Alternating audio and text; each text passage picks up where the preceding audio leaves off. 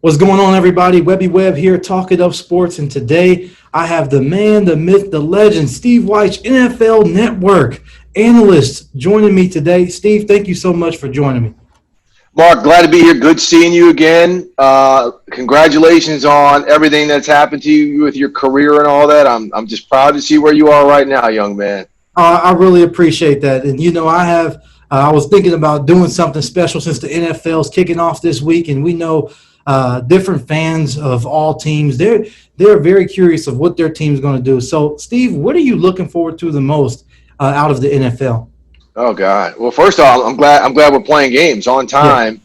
And look, based on what we've seen in training camps and in most communities around this country, I'm confident. A lot of people are very confident we're going to get in all 16 games during this pandemic, as long as everybody just continues to do what needs to be done for everybody to stay safe, and hopefully we can get fans into stadiums. So, I'm really looking forward to that. I'm also looking forward to, seeing some of these, some of the new techniques, especially some of the offenses. Can the Chiefs continue to evolve, and can anybody stop them? What are the Houston Texans going to do? They just extended Deshaun Watson. Are they going? They don't have DeAndre Hopkins right there, but they've got Brandon Cooks and other sets of wide receivers. Can they continue to do a lot of things? And I'm also interested to see how this non-offseason impacts certain rookies. With Joe Burrow in Cincinnati. Is Tua Tagovailoa going to get on the field this year? Is Justin Herbert going to get on the field this year? So, typically we're talking about more and more of those rookie quarterbacks starting. That's not the case because they didn't have off seasons. So I just want to see when and if that trigger gets pulled on the rookie QBs as well. Yeah, I think you hit it spot on. I was going to bring to my next question. Joe Burrow, he had a phenomenal year at LSU, but now it's to the big leagues. So a lot of people have been wondering, how would Joe Burrow be able to handle the pressure with no preseason games under his belt and going against top-tier defenses, AFC North? We know what the Steelers have. We know what the Browns offer, and we definitely know what the Ravens have in store. Will Joe kind of struggle starting out? All depends on his coach. Yeah. And this is why I say this. So many times coaches who have young quarterbacks succeed, put them in positions to succeed. So what does that mean for the Bengals? That means running the ball. We saw they just extended Joe Mixon. We know he's a very good player. We've got a pretty good offensive line. And I'll say this. Joe Burrow, even though he went to a Bengals team that was terrible last year, a lot of that was because of injuries. The cupboard is not bare in Cincinnati. He's not going to a team that's like going through a significant rebuild like we're seeing in Carolina and a couple other markets. So I think he's got an opportunity here. So that's running the football, having a defense that gets takeaways and gets in the ball back with shorter fields, right? So he is going to struggle at times because defensive coordinators are crafty. After a week or two, they're going to find out what the Bengals like to do, what he likes to do, and they're going to put things in place to stop it. So that's where Zach Taylor has got to continue to do things offensively within a certain scope initially to give Joe Burrow chances to succeed. But to me, there's no doubt Joe Burrow is going to be fine. We saw what he did in LSU with just basically a year and a half. They are learning an offense, getting on the same page as teammates, and accelerating it and just taking his game to another level. So to me, there's no doubt he's going to be able to do that. It just all depends on being put in situations to succeed and to enhance his strengths. Enhance his strengths, that is something I'm definitely looking forward to because, like I said, phenomenal player. Is just going to have to see. As we stay in the AFC, another key player who really landed a deal, well, not necessarily a deal, but an opportunity, Cam Newton with the Patriots. What are your thoughts about Cam this upcoming season? Real intrigued by this because, you've got the Patriot mystique, you've got the great coach in Bill Belichick, you've got Cam, a former MVP, but what's around him? I mean, we saw half this defense either opt out for COVID-19 reasons or leave via free agency or other ways. Okay, so they still have some good defensive players to find Gilmore. They've got the secondary. So the defense could still be a bedrock. Offensively, what's Cam dealing with here? I mean, either Belichick's going to surprise us, and he's done it before with a bunch of players we haven't heard of who excel at the skill positions, or else Cam's going to be coming to, to use the old analogy, he's going to be coming to a gunfight with a butter knife. He's got all the skills in the world, and I'm excited to see him back on the field healthy. He looks like he's enjoying playing football again based on these practices, but wins and losses are going to determine how much he enjoys it. But It'll just be real interesting to see how Cam is judged on this season. If he plays well and the team doesn't win, or if the team wins with him being kind of marginalized, how he's evaluated after the season, because he's incredible talent. He hasn't been healthy the past couple of years, and I'm personally pulling for him to succeed. So you know Cam Newton being in the AFC now, it's a different ball game. He's going up with guys like Lamar Jackson and Patrick Mahomes. Do you feel like he is in the same mix when it comes to, as far as competition? I know you said that the Patriots are kind of, like what type of weapons do the Patriots have? But I mean, Cam Newton is out for vengeance. As we've seen it all on Instagram and Twitter, is his whole mindset is shifted to an opportunity to compete. So do you feel like that he's just going to be just that quarterback, or do you feel like that he might be able to compete and take the Patriots to new heights? Well, I mean, first off, understand this. Cam Newton has always competed. His push right now, yeah, he feels slighted. He feels snubbed. He's got a chip on his shoulder, but he's always competed like that. This dude, I mean, he didn't get where he is just by being physically gifted. He worked as hard as anybody could possibly work, if not harder. He's always been motivated to prove something special. So don't take that away from him. To sit here and say that, the AFC could have tougher competition, this and that. Look at the division he came from, the NFC South, with the Saints and the Falcons. The NFC is a deeper conference in terms of overall top to bottom talent, whereas the AFC is more top heavy. You mentioned the Ravens. You mentioned the Chiefs. This year, maybe you throw the Titans in there. I think the Bills are going to be a handful. And the AFC West, it's the Chiefs and whomever. The Steelers could be there. So, yeah, Cam's got his work cut out for him to get to the playoffs, because this is the Bills' division to lose right now. With all of the hits I talked about the Patriots taking, and with Buffalo being a playoff team last year and them really going through a process of building that roster and building a culture there under Sean McDermott, that's the team to beat in the AFC East. So, again, we'll see with the limited amount of weapons that are around Cam Newton across the board offensively, if he can get them in the playoffs, or if this is kind of a rebuild overall for the Patriots organization. Yeah, without doubt. It's definitely going to be interesting to see. And we know that there was a quarterback there playing for the Patriots that we all know, Tom Brady, who is now in the NFC. This is unbelievable. Still kind of seems weird to me. So we know that Tom and company, they have been putting together different pieces to compete. Now, Steve, are you buying this, or is it just like, what are your thoughts about Tom Brady and the Buccaneers? Well, I'm buying it. Look, in large part, we're going to sit here and say, okay, is this the dream team setup? Okay, right? They've got Brady. They've got Gronk. They've got the wide receivers. They just added Leonard Fournette. But it wasn't like they added a ton of pieces besides Brady, Gronk, and Fournette. I mean, a lot of this foundation was there. But here's why I'm buying it. It's not talked about enough. Their defense is loaded. Okay, you've got a defensive line now with Shaq Barrett, JPP, and Ndamukong Suh. Two great linebackers with Levante David and Devin White. Then you've got a really, really talented young secondary, bunch of ball hawks back there. So in this division, where you might have to average between 28 and 35 points a game to win games against the Saints, against the Falcons, and Carolina, they're not a playoff team, but they're going to be really exciting offensively. It's going to be a challenge for the Buccaneers every week. And then the NFC South schedule is grisly. Right, besides playing each other, they're playing teams like the AFC West, and I believe they're playing the NFC North. I believe they're playing like the Packers and the Vikings teams. I'm not quite positive, but the Buccaneers schedule is not pretty. Yeah. And so they are going to be challenged, but they're really, really loaded on both sides of the ball. I still think the Saints are the best team in the NFC South. And I'm telling you, no one's talking about the Falcons right now. That is a team to watch. They are just loaded with a lot of talent on the offensive side of the ball. And if that defense can stay healthy, they're going to be a problem. A couple more things in the NFC I would like to talk about is, Aaron Rodgers. A lot of people really haven't talked too much about Aaron Rodgers. When the reports first came out, people were like, is Rodgers going to be replaced? He didn't really get any help as far as receivers. So what are your thoughts about Aaron Rodgers and the Green Bay Packers? Well, I'm glad you added the Green Bay Packers onto it. My thoughts on Aaron Rodgers, he's still a great player. But here's a team that goes and they draft his heir in the first round, Jordan Love, much like they did with him and Brett Favre.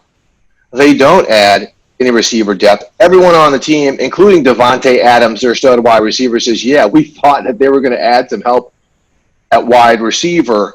So offensively, this is going to be a challenge. But we saw last year under Matt LaFleur, they turned for the first time in Rodgers' career to a little bit more of a run-driven offense with Aaron Jones, fantastic running back. Their defense is so good. That's the one thing that people continue to overlook with Zadarius Smith and Preston Smith and Kenny Clark on that defensive front, Darnell Savage and all those young guys in the secondary.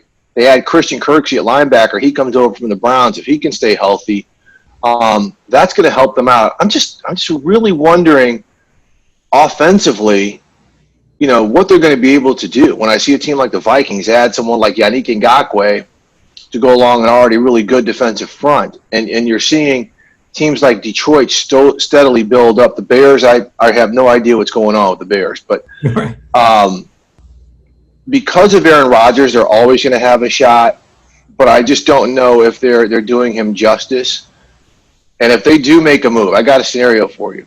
Okay. If they do make a move at the end of the season, say it's time for you to go, what if he replaces Tom Brady in Tampa Bay? Oh, man.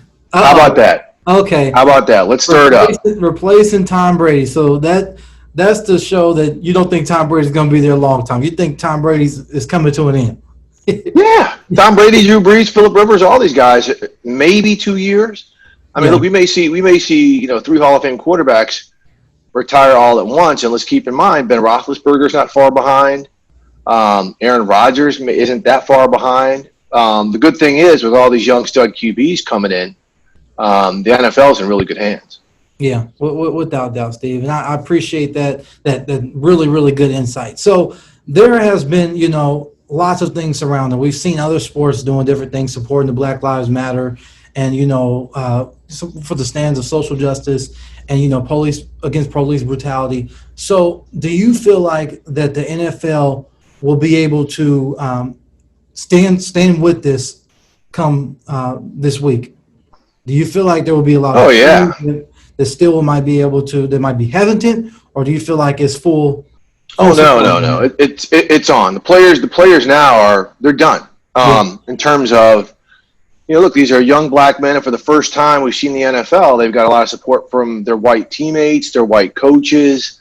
So no, I mean, there's going to be a lot of symbolic gestures in week one. You're going to see, the end zones painted with messages. The players are going to wear stickers on the backs of their helmet, either supporting a person whose life was lost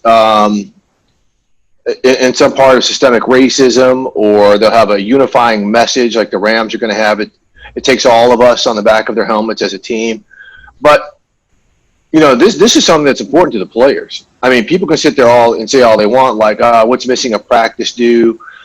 What's this and that? These guys are hurting, man. I mean, they continue to see over and over unarmed people, typically of color, being shot, being murdered, whatever, by bad people in law enforcement. Let's not say everyone in law enforcement, but bad people in law enforcement, and then those bad people not being held accountable. So that's the frustration. It's beyond its tipping point, right? It's the country, it's these players, they're human beings.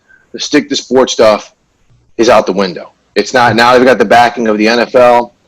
We don't know how many owners necessarily are going to get on board, but the NFL as an entity is behind them. So no, the players are going to ride with this throughout. I mean, we know they got the big push for voting, things like that. So this is not going away. And look, they speak to their brethren in the NBA and WNBA, their sister in the WNBA, Major League Baseball, Major League Soccer. I mean, all these guys are having conversations with one another. Yeah. And so, again, this is kind of a unified effort, and it kind of goes back to what Jim Brown and Muhammad Ali and Kareem Abdul-Jabbar and John Wooten and these people talked about back in the 60s, is if athletes ever understood the power of the labor that their leagues are built on, they could really try to push for some systemic change for some issues that are happening in society. Yeah, Steve, that's awesome right there. That is very awesome, because we know we are now in different times, and enough is enough. Enough is enough, and it's going to take players, because the players are the ones actually playing, and different fans of different teams, they might feel some type of way, but these players have made it known that we will not stand for anymore. So I really appreciate you talking about that. And let me say this. I mean, look, not everyone's gonna like it, and that's fine. You know, everyone should believe in what they believe. But the one thing I really want to convey on behalf of the players is they're not just skipping practice. They're not just stomping their feet and wearing messages on their helmets. I mean, a lot of these individual players and teams are taking real action. For example, there's a couple teams out there who are partnering with school districts to help bridge the digital divide. This pandemic, one thing it has really exposed when students have to stay at home and try to learn virtually, is that there's a lot of people who don't have laptops, who don't have computers, who don't have Wi-Fi. Yeah. So I know there are teams who are supplying like thousands of Wi-Fi hotspots to people, or laptops, or individual players who are doing this. That's real work. When people are asking what players are doing, that is giving people who have poor school systems, who have poor economic conditions, who, again, can't have the simple things that we take for granted, like a laptop, to learn from, and giving them an opportunity to at least level the playing field when it comes to being educated about what's going on in this world. Yeah, that's spot on. That is spot on. And I'm excited to see how this change will go into many, many, many years, because we know it's not this season, is going to go into next season, off season, and all type of seasons. Well, before I let you go, Steve, I know you have an exciting podcast that is very starting soon. Do you mind telling the people just a little bit about that? Yeah, dropping September 8th on Apple, on Spotify, wherever you get your podcast. Myself, my NFL Network colleague, Jim Trotter, we're launching the Huddle and Flow podcast.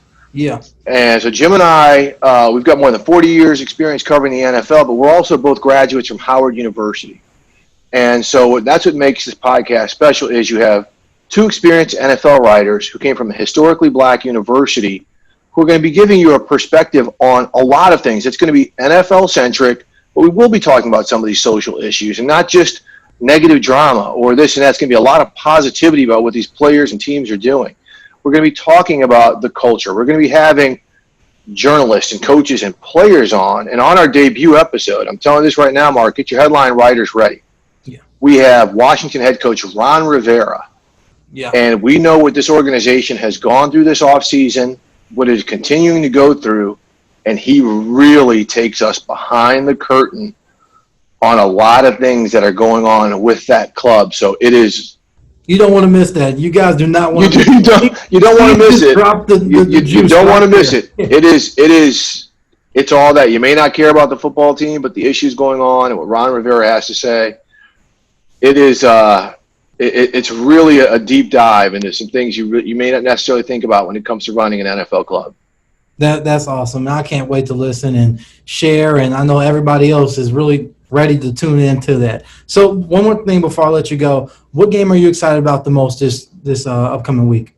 The opening weekend, that's easy for me. That's Bucs Saints. Bucs Saints. I hate there's no fans down in the Who Dat Dome, in the Superdome, but I mean, to see Tom Brady coming out, because we don't know what their offense is going to look like. I think this is an offense in Tampa that's going to take a couple weeks to kind of gain its identity. How much Bruce Arians, how much Tom Brady, but they're going up what I think is the most loaded team in the NFC in the Saints, both offensively, them adding Emmanuel Sanders, and then defensively. There's not a level of that defense that isn't loaded. They made the run for Clowney, didn't get him, but if Marcus Davenport ever develops at that right defensive end, that's a stone wall. So Bucs Saints week 1, that's my game. Yeah, Bucs Saints big week 1. I'll probably have to go with. I'm really interested to see. I really didn't get a chance to kind of pick your brain with this, but I did see some reports that you said that the Browns. Are you picking the Browns to make the playoffs by chance? Yeah, I mean, look. First off, remember each conference gets an additional playoff team. Yep. So now we're going 7 teams. So I think because of stability and what they did with their offensive line, they really have a shot. And then when you look at some of the other divisions, okay, so maybe there's one wild card team from the AFC South, because I think that's going to be a great with Tennessee, with Houston and Indianapolis. That's going to be a great, at least one wild card team is coming out of there. Maybe a wild card team maybe comes out of the West. I don't think so. But so there's either going to be 2 wild card teams coming out of the South or two wildcard teams coming out of the North, because we know Pittsburgh, Baltimore, and Cleveland. But I think what Cleveland has done to solidify their team, you don't hear all the chatter this year. I think this is a team that could possibly get the double-digit wins and get that final playoff berth. Well, you heard it here first, right here. My man Steve, thank you so much for joining me today. Anytime, Mark.